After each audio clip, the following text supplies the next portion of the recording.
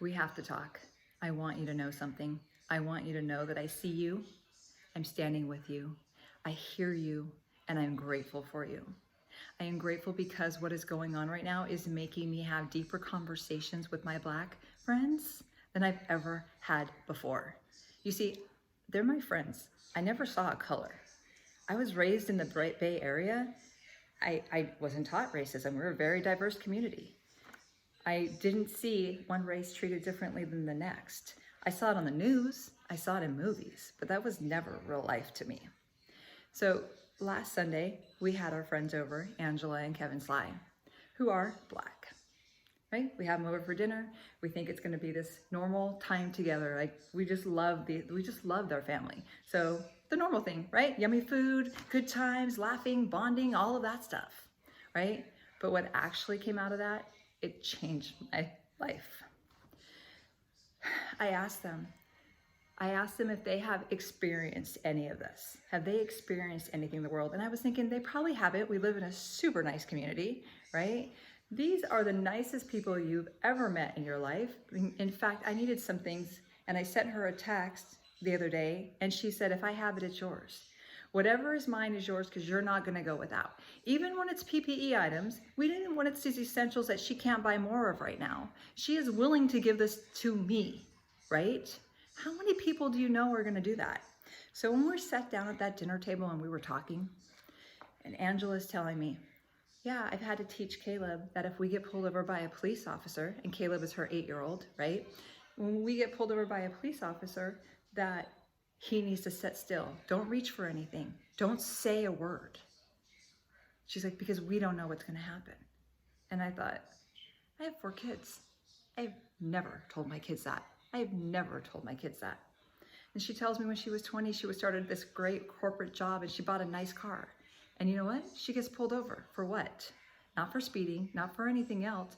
She gets pulled over because the cop's like, where'd you get this car from? Like she stole it, yelling at her, belittling at her, telling her she's a liar. She's like, I bought this car with my own money. I have a job. Has to pull out her business card and is showing it to him. Like, I'm not lying. The registration's in my name. And still, he is being an ass to her.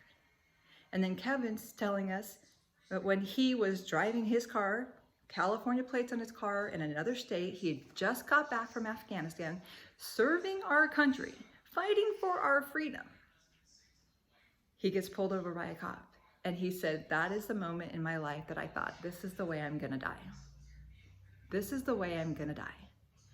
My family, we have never, ever, ever had these experiences. And why? Why? Because I was born white? We live in the same neighborhood. They just live a few houses down from us. There is nothing different about her. They have an amazing heart. They are so kind. They have brought our neighborhood together. They have started outdoor movie nights when they moved in. That's how we met them. We love these people.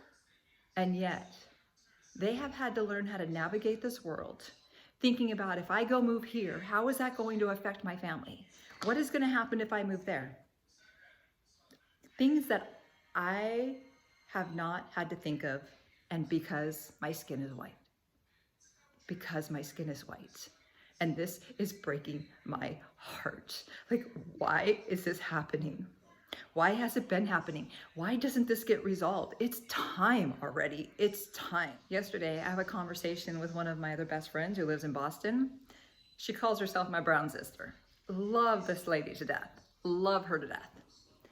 And I was telling her how I was feeling. And she's like, oh, I just went to the protest there. And she's like, it was peaceful. It was peaceful, I was there.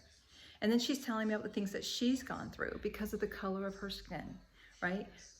How she's been reacted to, how she's felt not good enough. And I'm like, why is this happening? And I told her, I am screaming inside. I want everybody to know, like, this is not okay, and I am not okay with this. I was like, do I stay silent? Do I write a post? Do I shoot a video? If I say something and I use the right words, what does that retaliation look like? How am I gonna be treated? Am I making it so my family's not safe because I'm standing up and saying, yes, I wanna lock arms with you. Yes, enough is enough. Yes, this is not going to happen anymore. We are coming together and we are changing this. And I kept thinking about it last night, and I was like, what are you gonna do? What are you gonna do? What are you gonna do? And I was like, you're gonna say something. That's what you're gonna do.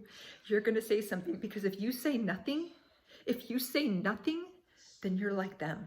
And I'm not like them. I've never been them. I would never treat anybody like that, because I don't see your color. I see your soul. I see your heart. I see who you are. I see who you are. All of us just want to be seen. All of us just want to be heard. All of us want to be loved and accepted, and to know that we matter, that our voice matters. And that's not happening right now. And that is ending now. That is ending now. I realized that I will never fully understand what it's like to walk in your shoes because of the color of my skin and the color of yours. I will never understand how somebody can look at you, and just because your skin is darker than mine, that they are instantly going to want to attack you. My heart is broken for this. The closest personal understanding that I can bring to, I can figure out how I can put myself in your shoes, is I'm a rape survivor. I have PTSD. I kept that secret of being raped for 25 years. 25 years. When I maneuver through the world, I've had to experience, right? I have to figure out how to keep me safe every single day. So as I'm going through the world, right? I go for walks and I have my sunglasses on, and I have a man who walks, you know, any guy that walks this way past me, I'm looking at the reflection in my sunglasses to make sure he's continuing on. When a man looks at me and he looks at me and gives me that feeling, I'm like, why is he looking at me like that? Why is that car slowing down, right? I run through these scenarios in my head of seeing me getting raped again, seeing somebody attacking me. And I ask myself, this time, am I gonna choose death over being raped again? Can I handle going through that again? And then I think, this is how they're feeling. Every time that you go out into the world, you leave your house, you don't know what to expect. You don't know who you're going to encounter. You don't know what police officer is going to pull you over. You don't know. You don't know. You have that PTSD with me. You and I can understand this together, that we have to maneuver the world in a different way than somebody who hasn't been traumatized. I think about when the Me Too movement came out and how that empowered us survivors to find our voices. It was finally okay for us to come together and say something. Where we were able to unite men and women together to say, that's enough, right? To make it so that predators had to think twice, because what will happen to them if they do this? To think about people like Cosby or Weinstein or Epstein being in jail, right? That the power of the Me Too movement changed things for us. It was no longer a dirty secret that other people, other rape survivors, had to hide for 25 years of their life, because you don't know how much that fucks you up. So I am hoping and praying that this is your movement. That this is your movement, like the Me Too movement. Like, it has to be, because this is going global. I see this going global in other countries. I was just talking to my friend in India, and he's like, it's happening here. We're watching what you guys are doing, and it's changing the world. It's changing the world. We're all saying enough is enough. I want everybody to see each other at a soul level. What is your heart? Don't look at that color of the skin. What is the heart? And stop these sick bastards who are preying on you because of the color of your skin. To get the people that are in these positions of power, right? Whether they're the executive or they're on the police force or whoever they are, to get those people that are not the right kind of people, who are not leading by example, who are taking advantage of their power to hurt and kill people, to get them out of office, get them out of that leadership role, and instead put somebody else in there who is a leader for us, who is showing us, showing our country, showing the people at their business, this is how we treat people. This is who we are. There's not skin color. There's just people. There's just people, and we have to love and accept and help each other through this life, because this life is not easy. This life is not easy. We all deserve to live a life where we feel safe, to feel like we are accepted for who we are, to feel love, right? And that's what I want for this. I want you to, all of us, to join hands, to be united together and say, you know what? This is it.